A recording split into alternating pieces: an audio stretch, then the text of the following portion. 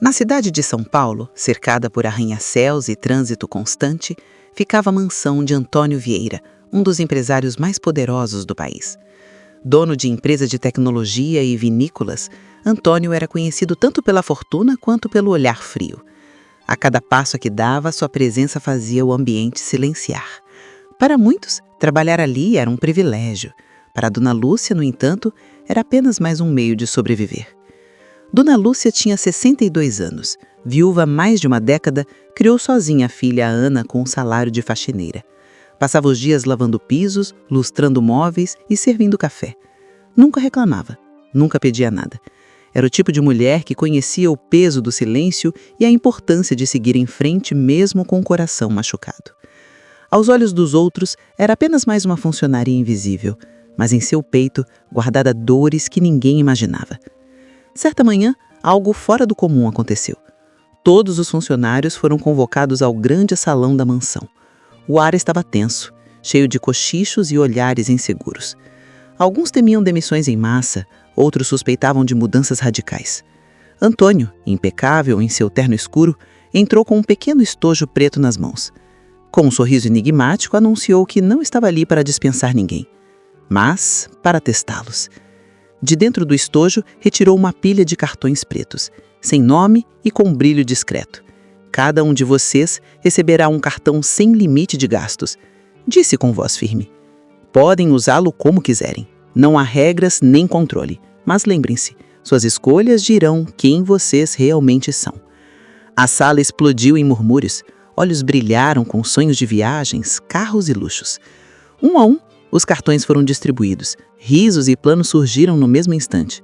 Marcelo, o jardineiro, já falava em comprar uma caminhoneta nova. Helena, da lavanderia, sonhava com uma viagem ao exterior. Mas quando o cartão chegou às mãos de Dona Lúcia, o clima mudou. Ela o recebeu com cuidado, segurando-o como se queimasse. Olhou para Antônio e apenas disse: "Obrigada, senhor." Guardou o cartão no bolso do avental e permaneceu em silêncio. Naquela noite, a cozinha virou uma festa. Funcionários celebravam suas novas oportunidades. Conversas sobre roupas caras, restaurantes e mansões dominavam o ambiente. Lúcia lavava a louça sozinha, em silêncio. Jorge, o segurança, aproximou-se curioso. "Não vai gastar o seu?" Ela respondeu calmamente.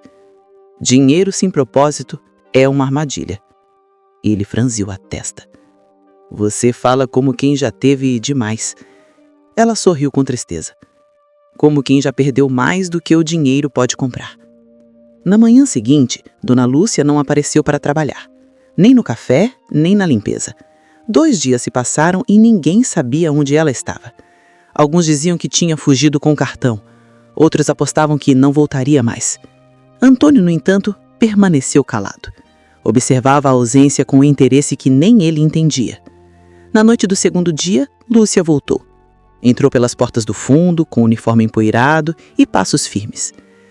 No dia seguinte, às 6 da manhã, ela já estava esfregando o chão da entrada como se nada tivesse acontecido.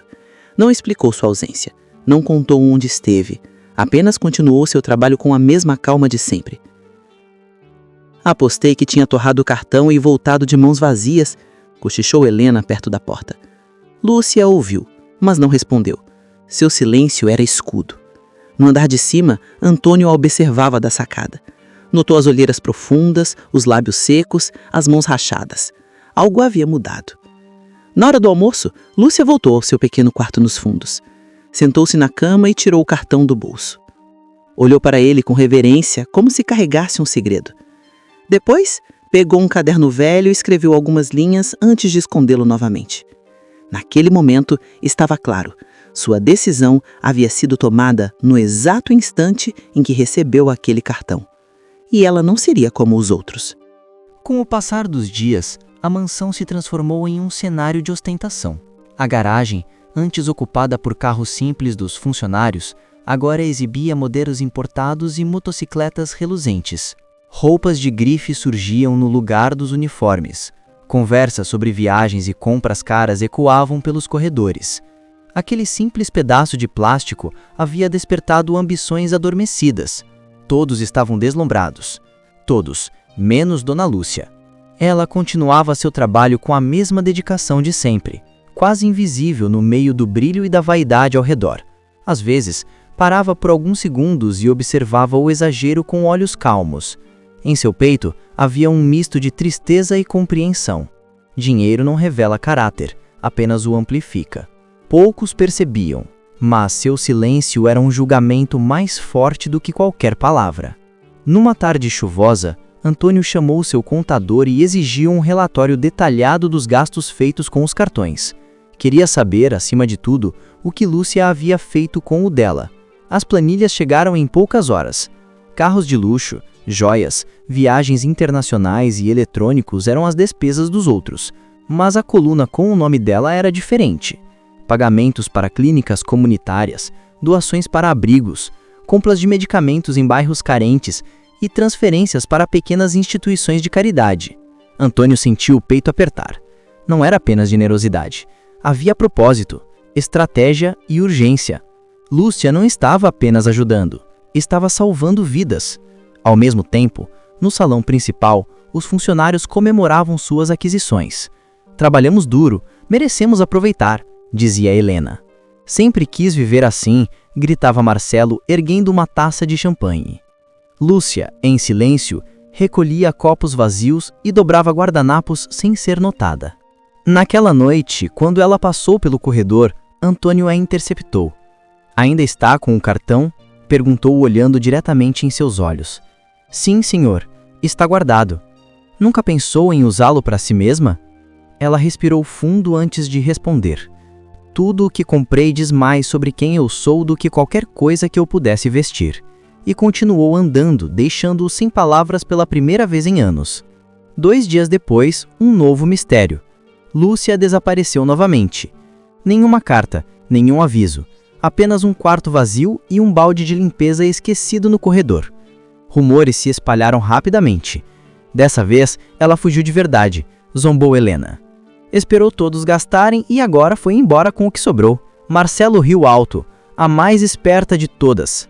Mas Antônio permaneceu em silêncio. No fundo, sabia que havia algo mais profundo por trás daquela ausência. Determinou-se a descobrir. Contratou um detetive particular de confiança e pediu descrição total. Não é furto, é algo que eu preciso entender. Enquanto isso, a mansão começou a mudar. Sem as mãos incansáveis de Lúcia, as toalhas permaneceram amontoadas, o café da manhã se atrasou e o silêncio da casa parecia mais pesado. Aos poucos perceberam que o que ela fazia ia muito além da limpeza. Ela era o coração invisível daquele lugar. 2 dias depois, o detetive ligou. Encontrara Lúcia. Hospitais comunitários, clínicas pequenas e farmácias em bairros pobres. Em cada lugar, ela havia pago dívidas de pacientes, comprado medicamentos que ninguém podia pagar e deixado recursos anônimos para manter serviços funcionando. Uma atendente contou que ela havia coberto o tratamento de um idoso com câncer, que havia sido recusado 2 vezes. Outra revelou que comprou cadeiras de rodas para crianças com paralisia. Antônio ficou em silêncio por minutos, com os olhos marejados. Naquela mesma noite, às 10 horas, a porta dos fundos se abriu. Lúcia entrou, cansada e coberta de poeira, mas com o olhar sereno. Está de volta, disse Jorge. Claro, ainda há muito o que limpar. E voltou ao trabalho como se nunca tivesse partido, sem discursos, sem explicações, apenas ação. No entanto, dentro de Antônio algo havia mudado. Imagens que nunca viu começaram a assombrá-lo. Filas em clínicas, idosos em cadeiras velhas, mães desesperadas por remédios. Nos dias seguintes, ele revisitou cada recibo deixado por ela.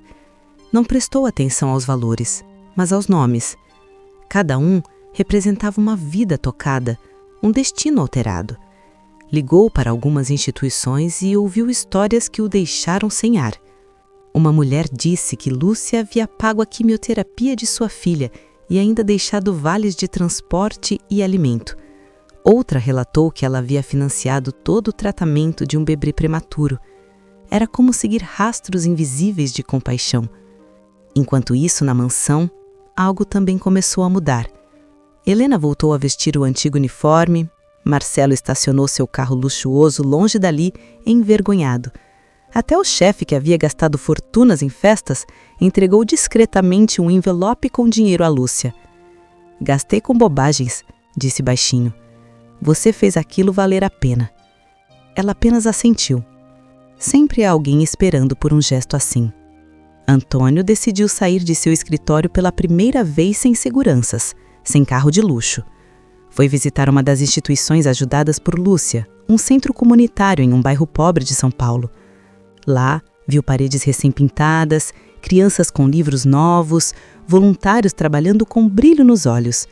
Uma mulher idosa o recebeu com lágrimas. Ela não consertou tudo, senhor, disse, mas fez com que o impossível parecesse possível. E naquele instante, algo se quebrou dentro dele. Ao retornar para casa, encontrou Lúcia regando o jardim. Você foi até lá, disse ela sem olhar para trás. Fui. E entendeu? Antônio respirou fundo. Acho que estou começando. Ela apenas assentiu e continuou cuidando das plantas. Pela primeira vez, o silêncio entre eles não era desconfortável. Era eloquente, cheio de significados que palavras jamais poderiam carregar. Naquela noite, a mansão estava silenciosa como nunca. Nenhum riso ecoava pelos corredores, nenhuma música saía dos quartos. Os empregados estavam inquietos e Antônio não conseguia dormir. Pela primeira vez em anos, ele se sentia pequeno diante de algo maior do que seu dinheiro. A consciência de que havia ignorado dores reais, enquanto nadava em luxo. No meio desse turbilhão, decidiu conversar com Lúcia. Precisava entender não apenas o que ela havia feito, mas quem ela era. Eles caminharam juntos até o jardim, sob um luar que iluminava as flores que ela mesma plantara. Sentaram-se em bancos opostos, separados apenas por um canteiro. Quem era você antes de vir trabalhar aqui? Perguntou ele com voz baixa. Houve um longo silêncio. Então, com um fio de voz, ela respondeu. Eu era mãe. 2 palavras simples, mas que caíram sobre ele como um peso insuportável. Seus olhos buscaram os dela, e Lúcia começou a abrir um capítulo que havia mantido trancado por décadas. Contou que teve uma filha aos 20 anos, fruto de uma relação breve. Criou-a sozinha, limpando casas de dia e servindo mesas à noite. Elas moravam em um pequeno porão úmido na periferia, mas era um lar cheio de amor. Quando a menina completou 4 anos, vieram as febres. Os médicos disseram que não era grave, mas os exames revelaram a verdade cruel: leucemia agressiva. Havia uma chance de cura, mas o tratamento era caro demais. Cada dia de espera era um passo a mais rumo ao fim. Lúcia lutou com todas as forças, pediu ajuda a parentes, amigos, instituições e até desconhecidos. Ouviu promessas vazias e portas batendo uma cara. Segurou a mão da filha noite após noite, cantando canções para acalmar sua dor. Até que uma manhã fria, a criança partiu nos seus braços. Ela só pediu uma coisa: ser enterrada com o vestido branco, disse com a voz embargada. E assim foi. Antônio virou o rosto, incapaz de encarar aquela dor direta. As lágrimas vieram sem aviso. Qual era o nome dela? Perguntou ele em sussurro. Clara. Significa luz. E era isso que a pequena havia deixado no mundo. Uma luz silenciosa que continuava guiando os passos da mãe. Agora entende por que faço o que faço, Helena? Não comprei nada com cartão porque não há nada que possa preencher esse vazio. Mas talvez eu possa evitar que outra mãe enterre um filho por falta de ajuda. Antônio permaneceu imóvel, com os punhos fechados e o coração em pedaços. Você podia ter me contado isso antes, disse ele. Para quê? Respondeu Lúcia com firmeza. Para você sentir pena e me dar um cheque? Eu não precisava de piedade, precisava de propósito. As palavras atravessaram o ar como uma sentença. Antônio se levantou e caminhou até o parapeito do jardim. Pela primeira vez em sua vida, não tinha resposta. Tudo o que havia construído parecia pequeno diante daquela mulher que, mesmo esmagada pela dor, havia escolhido amar o mundo, ao invés de odiá-lo. Nos dias seguintes, algo profundo mudou dentro de Antônio. Parou de frequentar eventos sociais e de se exibir em capas de revistas. Passou a dirigir sozinho pelas ruas, observando a cidade que sempre ignorara. Viu pessoas dormindo sob viadutos, mães carregando crianças doentes em ônibus lotados, jovens pedindo por remédios em portas de hospitais. Era um mundo que sempre existira, mas que ele se recusava a enxergar. Agora, cada rosto que via tinha o olhar de Clara. Enquanto isso, Lúcia continuava seu trabalho com a mesma dedicação, mas havia algo diferente em sua presença. Um peso invisível que agora todos conseguiam sentir. As conversas fúteis diminuíram e muitos funcionários começaram a repensar suas escolhas. Alguns doaram o que haviam comprado, outros passaram a oferecer parte do salário para projetos sociais. Não foi Lúcia quem os obrigou a mudar, foi a consciência que ela despertou neles apenas com o exemplo silencioso que carregava. Mesmo assim, a dor ainda era grande demais para ela. Certa madrugada, deixou um bilhete simples sobre a mesa da cozinha. Obrigada por tudo. Há mais por fazer. E desapareceu. Não levou cartão, nem dinheiro, nem roupas. Apenas partiu, como se o que precisava ser feito não pudesse esperar. Ao amanhecer, a mansão estava em choque. Ela fugiu. Levou o que sobrou, acusou Marcelo. Mas Antônio sabia que era diferente. Dessa vez, ela não estava fugindo. Estava indo ao encontro de algo maior. Os dias seguintes foram marcados por um silêncio pesado. O café não tinha mais o mesmo aroma, os corredores pareciam frios e vazios. Pela primeira vez, todos sentiram o verdadeiro valor de Lúcia. Não pelo trabalho que fazia, mas pelo sentido que dava à vida ao redor. Antônio contratou novamente o detetive. Encontre-a, custe o que custar. Quando a resposta chegou, o coração dele se partiu em 1000 pedaços. Ela estava viajando pelo interior do país, visitando abrigos e hospitais esquecidos pelo tempo. Pagava contas atrasadas, comprava medicamentos, financiava cirurgias emergenciais. Fazia tudo sozinha, sem pedir crédito ou reconhecimento. Ela está correndo contra o tempo, disse o investigador. Antônio entendeu então, Lúcia não estava apenas ajudando pessoas. Ela estava tentando mudar um destino que não conseguiu mudar antes. Ela estava tentando salvar cada Clara que encontrava pelo caminho. Era a forma dela de manter viva a luz que perdeu. E ele sabia que não podia deixá-la nessa jornada sozinha. Antônio não conseguiu mais ignorar o que sentia. A imagem de Lúcia percorrendo hospitais e abrigos com passos firmes, mesmo carregando uma dor que jamais cicatrizaria, o perseguia todas as noites. Ele não via mais uma funcionária, via uma mulher que transformava sofrimento em esperança. Decidido a encontrá-la, deixou para trás reuniões, compromissos e aparências. Entrou no seu carro e pegou a estrada sem avisar ninguém. Pela primeira vez, não sabia o destino. Só sabia que precisava encontrá-la. Depois de dias viajando pelo interior, chegou a uma pequena cidade do Nordeste. O sol forte queimava o chão rachado e uma fila de pessoas se formava diante de um posto de saúde simples. Entre elas, com a roupa gasta e os cabelos presos com um lenço, estava Lúcia. Carregava caixas de remédios nos braços, distribuía sorrisos e segurava mãos trêmulas. Não havia fotógrafos nem aplausos, apenas gratidão silenciosa. Antônio ficou parado, observando-a de longe, como quem assiste a um milagre acontecer diante dos olhos. Quando ela o viu, parou por um instante. Não disse nada, apenas o olhou com serenidade, como quem já esperava por aquele reencontro. Você veio, murmurou. Eu não podia ficar lá sabendo que você estava aqui, respondeu ele. Caminharam lado a lado até uma praça simples, onde crianças brincavam descalças e mães conversavam sobre a sombra das árvores. Agora entende? Perguntou ela. Não é sobre dinheiro, é sobre tempo, é sobre presença, sobre impedir que a dor continue. Antônio assentiu, sentindo um nó apertar a garganta. Quero ajudar, disse com firmeza, mas não com cheques nem discursos. Quero estar aqui. Lúcia sorriu, um sorriso cansado e bonito. Então sente-se e ouça.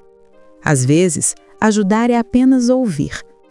A partir daquele dia, Antônio começou a acompanhá-la em cada visita, não como patrão, mas como aprendiz. Aprendeu a carregar caixas, a preparar sopas, a ouvir histórias que não cabiam em relatórios. Cada olhar de gratidão que recebia era um lembrete do que realmente importava. Cada lágrima enxugada era uma ferida curada dentro dele também. Meses se passaram e juntos criaram algo maior que qualquer fortuna. Não uma fundação com pompa, nem uma instituição com placas douradas, mas uma rede silenciosa de ajuda que se espalhou de boca em boca. Médicos voluntários se juntaram à causa, professores ofereceram aulas gratuitas, comerciantes doaram alimentos e remédios. Lúcia nunca buscou reconhecimento. Continuava usando o mesmo uniforme simples e chamando cada pessoa pelo nome. Ela não via números, via vidas. Não contava quantos ajudava, apenas quantos ainda precisava alcançar. Numa manhã chuvosa, durante uma visita a um hospital infantil, uma menina de cabelos cacheados se aproximou de Lúcia e perguntou: "Quem é Clara? Ouvi você falar dela." Lúcia se ajoelhou e respondeu com ternura: "Clara foi uma menina que me ensinou que o amor não morre. Ele muda de forma. Hoje, ele vive em cada um de vocês." A criança sorriu. "Então ela ainda está aqui?" "Sempre estará", respondeu olhando para o céu. E naquele instante, Lúcia sentiu, talvez pela primeira vez, que a dor começava a dar lugar à paz. Antônio também mudou profundamente.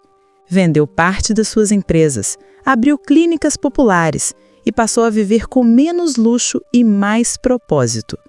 Descobriu que a verdadeira riqueza não estava no que possuía, mas no que podia compartilhar. E sempre dizia: "Foi Lúcia que me ensinou a enxergar." Ela, por sua vez, continuou firme, não como heroína, mas como ponte entre a dor e a esperança.